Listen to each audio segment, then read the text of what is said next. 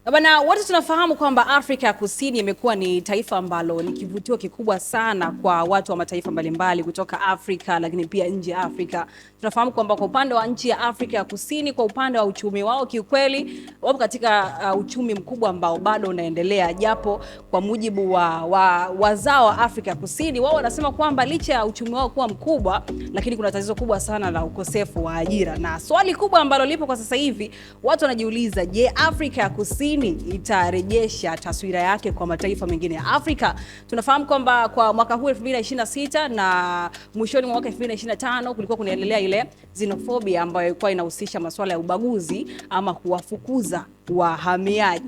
Yaani wenyeji wa nchini Afrika Kusini wanafukuza wahamiaji kutoka mataifa mbalimbali ya Afrika, kutoka kwa mfano hapa nchini Tanzania, Ghana tumeona pale, kuna Nigeria, Zimbabwe na mataifa mengine. Yaani wewe ukiwa ni mtu mweusi upo pale Afrika ya Kusini, basi jua pale sio kwenu, lazima janga la kufukuzwa litakukuta.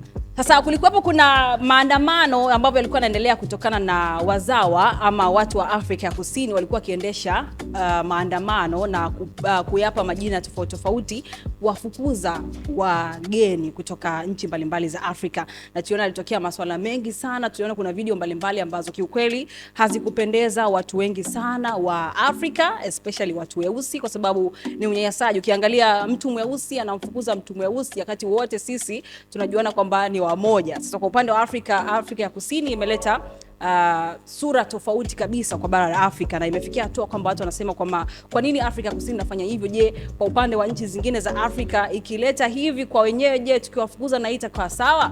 Sasa tumeona video mbalimbali zilikuwa zikisambaa kwenye mitandao ya kijamii, jambo ambalo lilipelekea hata tuliona kwa upande wa pale Ghana, rais wao aliwahamisha wananchi wake takriban 300. Tuliona kundi la kwanza tayari walishaondoka nchini Afrika ya Kusini na kuelekea nchini kwao Ghana kupitia ndege ya msaada wa taifa ambalo ilienda pale na kuwachukua, lakini wengine baadhi ambao tayari wameshajisajili wanaendelea kufuatwa. Sasa kupitia video hizo ambazo zilikuwa zinasambaa kwenye mitandao ya kijamii, wengi ukiangalia kwenye comments za Afrika ya Kusini, wengi walikuwa kifurahishwa na baadhi ya vitendo ambavyo vilikuwa vinaendelea. Ni watu ambao wanafukuzwa, wanasema ndio ondokeni, kwa sababu wageni wanaamini, kwa upande wa Afrika ya Kusini wenyewe wanaamini kwamba wageni wanasababisha wao kukosa ajira, lakini pia kuweza wao wakakosa ajira, lakini kwa upande wa wageni ndio wametawala ile Afrika ya Kusini yote.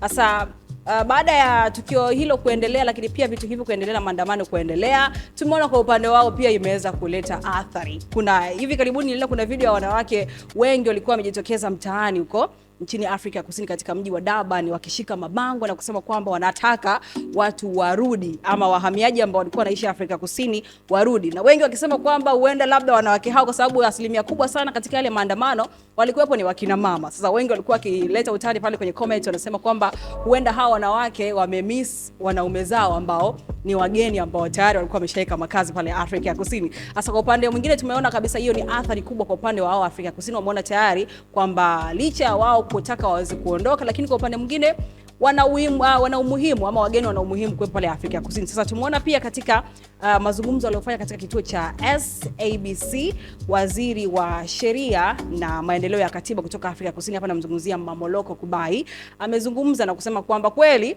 hawakataa hiyo xenophobia kwa upande wao haiwezi kuwaathiri, yani kwamba waone ni sawa tukio hilo ambalo linaendelea kwa upande wao linaathiri sana.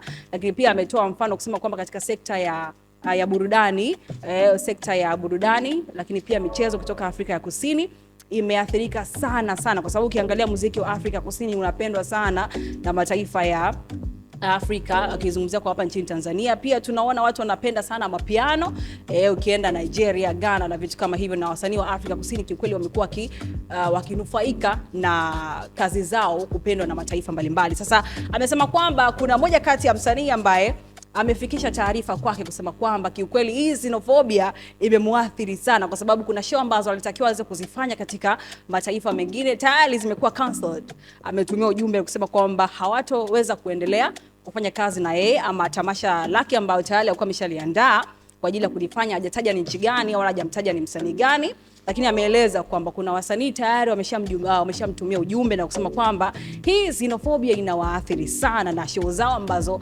walitarajia kuweza kuzifanya katika mataifa mengine ya Afrika zimekuwa cancelled. Yani hawataweza kuzifanya tena kutokana na wenyewe kuwabagua wahamiaji. Hii imekuwa ni athari kwa ukubwa sana hata katika upande huu wa kombe la dunia mwaka 2026. Hivi karibuni kulikuwa kuna mwanzo kabisa ama ufunguzi wa mechi za kombe la dunia, tuliona ilicheza Afrika Kusini pamoja na Mexico. Kiukweli wengi wa Afrika naweza kusema ikataa kwa namna fulani, walikataa Afrika Kusini na kuisupport Mexico.